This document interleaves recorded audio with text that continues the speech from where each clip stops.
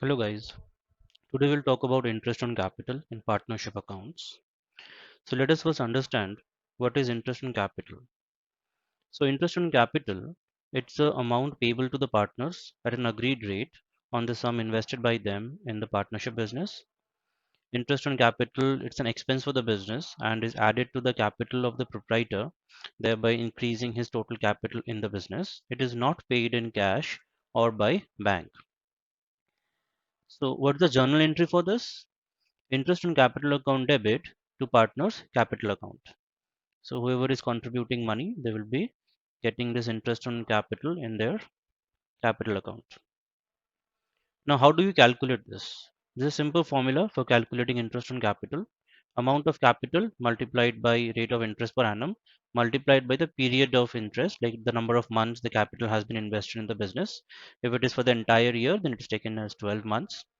For example, suppose the interest on capital is to be calculated at the rate 6% per annum on rupees 30,000 for the whole year, and that's simple. Interest on capital equal to 6% of rupees 30,000, which is 1800 rupees. So now let us understand some key points about interest on capital. First of all, it's an income for the partners. So partners get this credited to their capital account or current account, as the case may be. It's an expense for the firm, so it's money which is going out from the firm's account. However, no cash payment is done. It is always calculated on the opening capital of the partners. At the beginning of the year, the capital balance that they have, on that amount the interest on capital is calculated, and any additional capital which is put into the business or any capital withdrawn by the partners affects the interest on capital amount.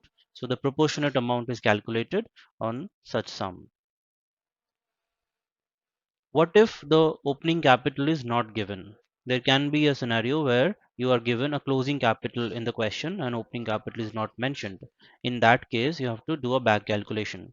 So as you can see here, we start with the closing capital, we add the drawings made during the year, and then we subtract the profit which is created to the partners, any additional capital introduced by the partners, that gives us the opening capital.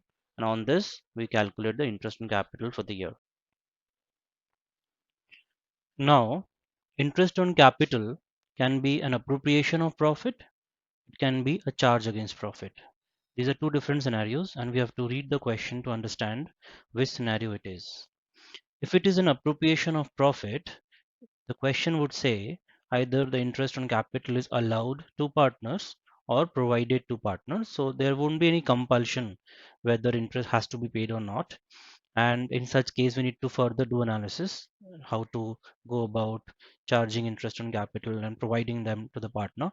That will cover in the later part of this video. The second scenario can be charge against profit. The question would say that the interest on capital is a charge against profit and there is a compulsion that it has to be paid whether or not the company makes a profit. So let's see the different scenarios under appropriation of profit. There are three different scenarios. The first one, there is sufficient profit made by the firm. In that case, full interest on capital is provided to the partners as per the agreed rate per annum.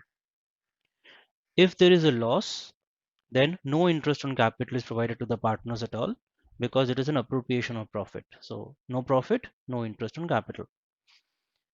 What if there is insufficient profit made by the firm? In that case, the profit amount is distributed among the partners in a ratio of interest on their capitals. So let us understand this scenario with the help of an example. Suppose ABC are three partners in a firm. Their capital contribution is A 2 lakhs, B 2 lakhs, and C 1 lakh. The rate of interest on capital is 10% per annum. That amounts to 20,000 being A's interest on capital, 20,000 being B's interest on capital, and C's interest on capital being 10,000, total amounting to rupees 50,000. Suppose the firm made a profit of rupees 40,000 only. So the profit is insufficient to pay off a total interest of 50,000. In that case, the profit amount is distributed among the partners in the ratio of their interest on capital. So in this case, 40,000 will be distributed among the partners in the ratio of 2:2:1. So the amount of interest that each partner will be getting is 16,000 for A, 16,000 for B, and rupees 8,000 for C. So this is how we have to deal with interest on capital when there is insufficient profit. Let's move on. Coming to our next scenario, when the interest on capital is a charge against profit. In that case, full interest on capital is provided to the partners irrespective of profit or loss. That means if there is a loss or there is insufficient profit, full interest on capital is provided to the partners and the resulting loss is distributed among the partners in their profit sharing ratio. I hope these concepts will be useful to you and you'll be getting benefits out of it. Thanks for watching. We'll catch up with you in another video. Till that time, stay safe and take care. Thank you guys.